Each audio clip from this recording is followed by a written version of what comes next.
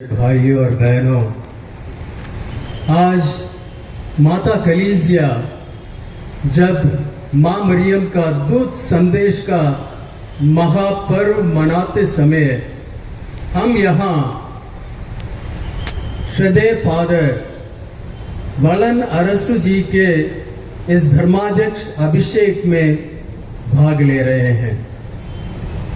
जैसे मां मरियम ने दूत संदेश के समय प्रभु की इच्छा के आगे अपने आप को पूर्ण रूप से समर्पित किया और ईश्वर से कहा, मैं प्रभु की दासी हूं, आपका कथन मुझ में पूरा हो जाए। उसी रूप से श्रद्धेय फादर वलन अरसू जी आज ईश्वर की प्रजा के लिए, जबलपुर कलीसिया के लिए अपने आप को पूर्ण रूप से ईश्वर के हाथों में समर्पित करते हुए, मैं आपका दास हूं, आपका कथन मैं पूरा करने के लिए तैयार हूं, ऐसे कहकर हमारे सामने उपस्थित हैं। आज हम सब एवं जबलपुर धर्म प्रांत ईश्वर को धन्यवाद देते हैं और बेहद खुशी एवं आनंद मनाते हैं, क्योंकि ईश्वर ने जबलपुर धर्म प्रांत के लिए भले चरवाहे के रूप में इसी धर्म प्रांत के ही एक पुरोहित श्रद्धेय फादर वलन अरसू जी को हमें दे रहे हैं। मैं इस धर्माध्यक्ष अभिषेक के अवसर पर उनको बधाई देते हुए प्रार्थना करता हूं कि ईश्वर उन्हें इस नई और महान जिम्मेदारी में सदा खुश और सफल रखे। पिछले 27 साल से ईश्वर की असीम कृपा से एक कुशल नेतृत्व वाले, सबको प्यार करने वाले धर्माध्यक्ष महामहिम जेराल्ड अल्मेडा जी इस धर्म प्रांत के चरवाहे रहे हैं। इन 27 वर्षों में उन्होंने जबलपुर धर्म प्रांत के कई नए स्टेशंस, पैरिशेस एवं इंस्टीट्यूशंस, शैक्षिक, स्वास्थ्यिक और अन्य सेवा कार्यों के संस्थाओं को खोला है। उनका व्यक्तित्व अत्यंत सरल, सादगीपूर्ण, प्रेममय एवं मिलनसार है। मैं उन्हें धन्यवाद और उनके भावी जीवन और मिशन के लिए प्रार्थनाएं व शुभकामनाएं अर्पित करता हूं।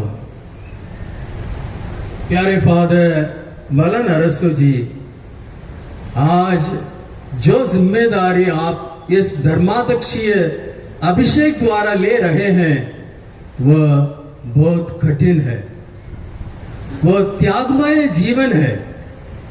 सुसमाचार में प्रभु के कथनानुसार गेहूं के दाने के समान मरने और अपने आप को खाली करने के लिए आप बुलाए जा रहे हैं। ये भले चरवाहे प्रभु यीशु के समान मर मिटने का जीवन है। आश्चर्य की बात यह है कि ये बहुत ही कठिन जीवन होते हुए भी और इसे जानते हुए भी बहुत लोग बिशप बनना चाहते हैं। कई धर्म प्रांतों में काफी तगड़ा कंपटीशन है। कारण यह है कि हम अक्सर बाहरी तड़क भड़क को ही देखते हैं।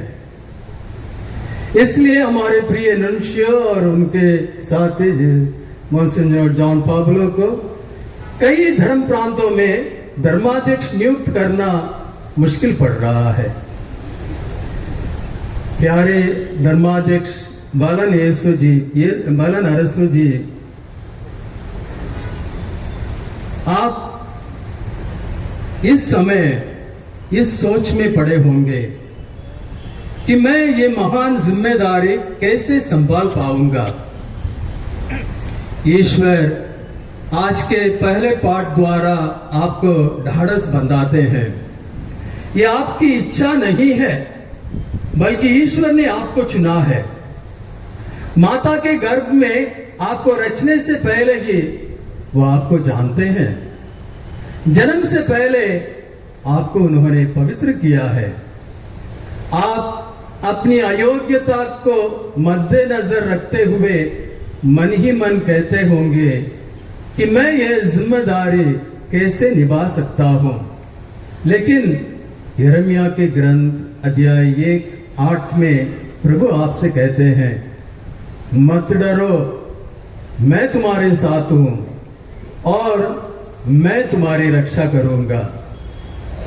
आज के दूसरे पाठ में अध्यक्षों से संत पेतरुस अनुरोध करते हैं, मैं भी अध्यक्ष हूं, मसीह के दुख भोग का साक्षी हूं।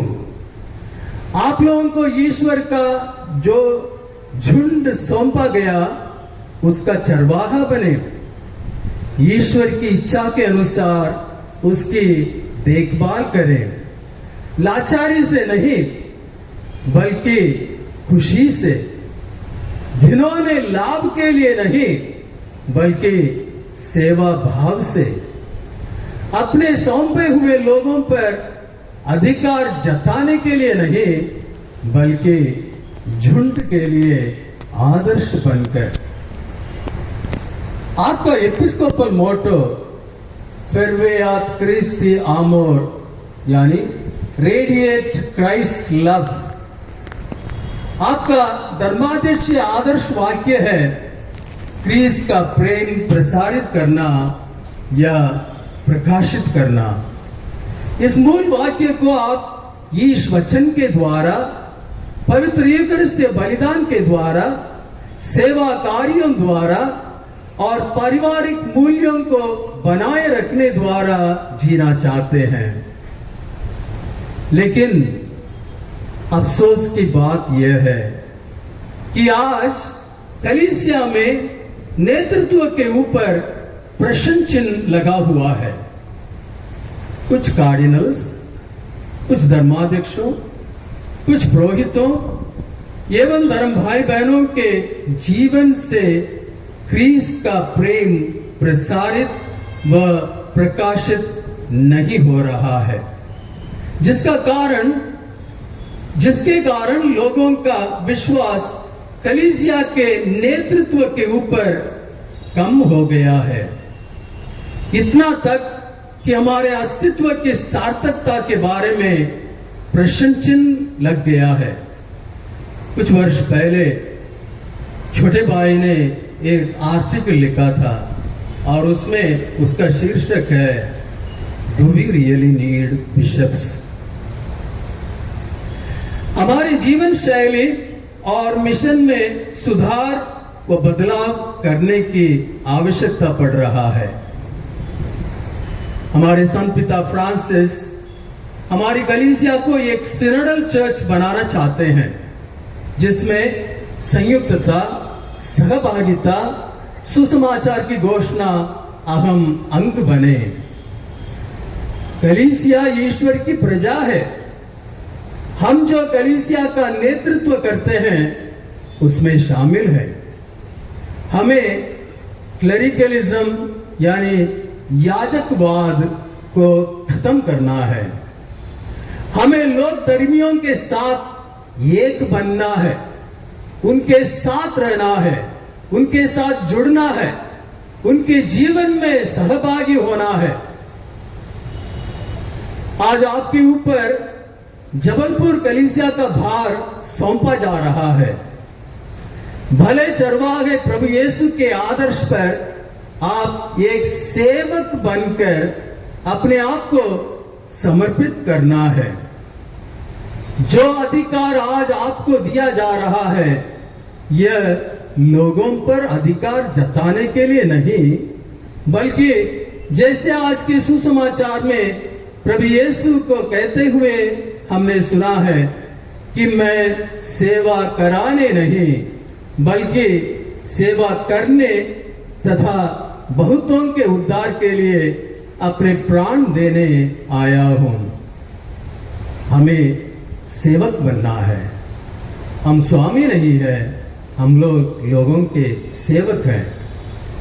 जब मेरा धर्माध्यक्ष अभिषेक मेरठ में हुआ 2009 8 फरवरी को, उसके अभिषेक समारोह के बाद मैं सरदाना, हमारा जो कृपाओं की माता का बसिलिका, उस चर्च में जा रहा था और छोटे भाई, वही छोटे भाई मेरे उस धर्माध्यक्ष अभिषेक में वो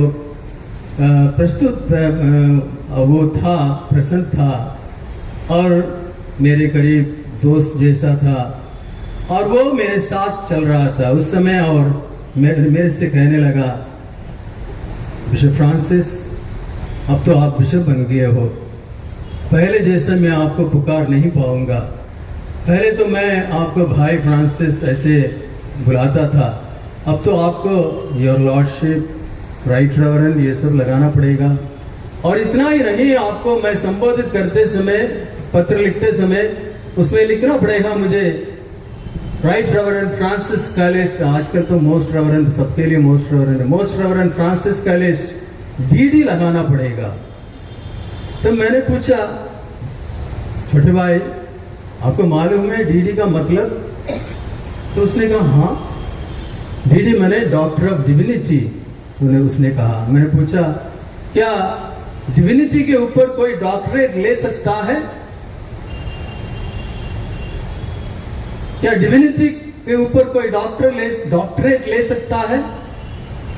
इनफैक्ट डीडी का मतलब वो यूनानी शब्द है दूलोस दूली, सर्वेंट ऑफ सर्वेंट्स। हम लोग सेवक हैं, स्वामी नहीं, सर्वेंट ऑफ सर्वेंट्स। आज आप इस धर्माध्यक्ष अभिषेक द्वारा सबके नौकर बन रहे हैं, सेवक बन रहे हैं, सर्वेंट बन रहे हैं, दास बन रहे हैं। जैसे प्रभु यीशु मसीह गुरु होकर, दास बनकर, अपने शिष्यों के पैर धोकर उनसे कहा, तुम भी ऐसा ही किया करो। आज आप उस महापुरोहित प्रभु यीशु की जगह ले रहे हैं। आपको वैसा बनना पड़ेगा, सेवक बनना पड़ेगा। अंत में प्यारे धर्माध्यक्ष भाई, आप प्रार्थना में जीवन द्वारा सदा भले गणेरिए प्रभु यीशु के साथ संयुक्त रहिए। आपका जीवन प्रार्थना में जीवन बने। रोजाना कम से कम 1 घंटा यूकरिस्तीय प्रभु के साथ बिताइए, वो आपकी शक्ति है। क्योंकि ये आपका कार्य नहीं है, ये प्रभु का कार्य है। इस जबलपुर कलीसिया के नेतृत्व करने वाला प्रभु यीशु है। उनके जगह पर वो आपको इस जिम्मेदारी को सौंप रहे हैं, तो आपको उनके साथ संयुक्त रहना होगा। और इसलिए कम से कम रोजाना 1 घंटा उस प्रभु के साथ पवित्र यूकरिस्ट के सामने बिताइए। अपने धर्म प्रांत के लिए निरंतर मध्यस्थता कीजिए, ये आपका कर्तव्य है। अपने पुरोहित भाइयों के साथ संयुक्त रहिए, उनकी सुनिए, उनकी क्षमताओं को प्रयोग कीजिए, वे आपकी शक्ति हैं। धर्म भाई बहनों के सहयोगी हैं आप। लोग धर्मियों को बढ़ावा दीजिए, वही आपका परिवार है। आप उस परिवार का एक सदस्य है। आप उनके पिता हैं, लॉर्डशिप नहीं है। अंत में मैं भले चरवाहे प्रभु यीशु से आपके लिए प्रार्थना करता हूं कि आप अपने जीवन एवं कार्यों द्वारा क्रिस्त के प्रेम को प्रकाशित करें।